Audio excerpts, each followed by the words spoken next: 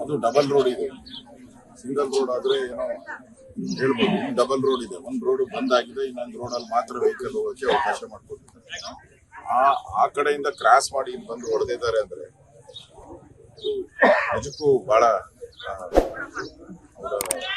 Driver ಯಾವ ಸ್ಥಿತಿಯಲ್ಲಿ ಇದಾನೋ ಗೊತ್ತಿಲ್ಲ, ಯಾರು ಏನ್ ಗೊತ್ತಿಲ್ಲ. ಬಟ್ ಹೊಡೆದಿರುವಂತದ್ರಿಂದ ಇಷ್ಟು ಸಾವು ನೋವಾಗಿದೆ. ಗಣೇಶನದಲ್ಲಾಗಿರುವಂತ ಘಟನೆ ನಿಜಕ್ಕೂ ಬಹಳ ನೋವು ತಂದಿದೆ. ಈಗಾಗಲೇ ಪ್ರಧಾನಮಂತ್ರಿಗಳು ಸಹ ಇದಕ್ಕೆ ಸ್ಪಂದನೆ ಮಾಡಿದ್ದಾರೆ, ರಾಜ್ಯ ಸರ್ಕಾರನೂ ಕೂಡ ಸ್ಪಂದನೆ ಮಾಡಿದ್ದಾರೆ. ನನಗೆ ಅನ್ಸುವಂಥದ್ದು, ಯಾರು ಕುಟುಂಬಗಳು ಸಣ್ಣ ಸಣ್ಣ ಮಕ್ಕಳು, ಯಾಕಂದ್ರೆ ಭವಿಷ್ಯ ಅವರ ಕುಟುಂಬವನ್ನ ಸಾಕುವಂತ ಜವಾಬ್ದಾರಿ ಯುವಕರ ಮೇಲೆ. ಸೊ ಈ ಕುಟುಂಬಗಳು ಇವತ್ತು ಅನಾಥ ಆಗ್ತಾ ಇದೆ. ಅದಕ್ಕೆ ನಾನು ರಾಜ್ಯ ಸರ್ಕಾರಕ್ಕೆ, ನಾನೇನು ಇದರಲ್ಲಿ ರಾಜಕಾರಣ ಮಾಡುವಂಥದ್ದು ಒಳ್ಳೇದಲ್ಲ ಇದು.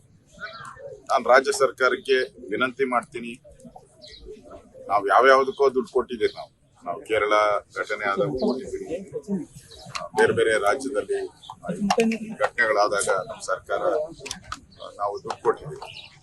ಅಟ್ಲೀಸ್ಟ್ ಒಂದು 25 ಲಕ್ಷ ಆದರೂ ಕೊಟ್ರೆ ಆ ಕುಟುಂಬಗಳಿಗೆ ಒಂದು ಜೀವನಾಧಾರ ಆಗ್ತದೆ, ಬದುಕೋಕೆ ಅವಕಾಶ ಆಗ್ತದೆ. ಸತ್ತಿರೋರು ಬಹಳಷ್ಟು ಜನ ಯುವಕರು ಸತ್ತಿದ್ದಾರೆ.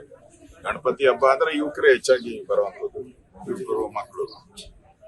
ಒಬ್ಬರಂತೂ ಇಂಜಿನಿಯರಿಂಗ್ ವಿದ್ಯಾರ್ಥಿ ಇದ್ದಾನೆ. ಇಂದ ರಾಜ್ಯ ಸರ್ಕಾರ ಒಂದು 25 ಲಕ್ಷ ಕೊಡಬೇಕು ಅನ್ನೋ ಆಗ್ರಹವನ್ನು ಮಾಡ್ತೀನಿ. ನಾನು ಜಿಲ್ಲಾಧಿಕಾರಿಗಳಿಗೂ ಮಾತಾಡ್ತೀನಿ, ಈಗ ಪ್ರಪೋಸಲ್ ಮಾಡಿ ಸರ್ಕಾರ 25 ಲಕ್ಷ ಕೊಡ್ಲಿ ಅವರಿಗೆ. ಮತ್ತೆ ಗಾಯಾಳುಗಳೇನಿದ್ದಾರೆ ಅವರ ಪೂರ್ತಿ ಚಿಕಿತ್ಸೆಯನ್ನ ಈಗಾಗಲೇ ಸರ್ಕಾರ ಭರಿಸ್ತೀನಿ ಅಂತ ಹೇಳಿದ್ದಾರೆ. ನಾನು ಕೂಡ ಅಲ್ಲಿ ಹೋಗಿ ಆಸ್ಪತ್ರೆಗೆ ಭೇಟಿ ಮಾಡ್ತೀನಿ. ಲೇಟೆಸ್ಟ್ ಹಾಗೂ ಇಂಟ್ರೆಸ್ಟಿಂಗ್ ಸುದ್ದಿಗಳಿಗಾಗಿ ಬಾಸ್ ಟಿವಿ ಕನ್ನಡ ಚಾನೆಲ್ನ ಸಬ್ಸ್ಕ್ರೈಬ್ ಮಾಡಿ, ಹಾಗೆಯೇ ಬೆಲ್ ಐಕಾನ್ ಪ್ರೆಸ್ ಮಾಡಿ. ಇದರ ಜೊತೆಗೆ ಫೇಸ್ಬುಕ್, ಇನ್ಸ್ಟಾಗ್ರಾಮ್, ಎಕ್ಸ್ ನಲ್ಲೂ ಮಿಸ್ ಮಾಡದೆ ಫಾಲೋ ಮಾಡಿ.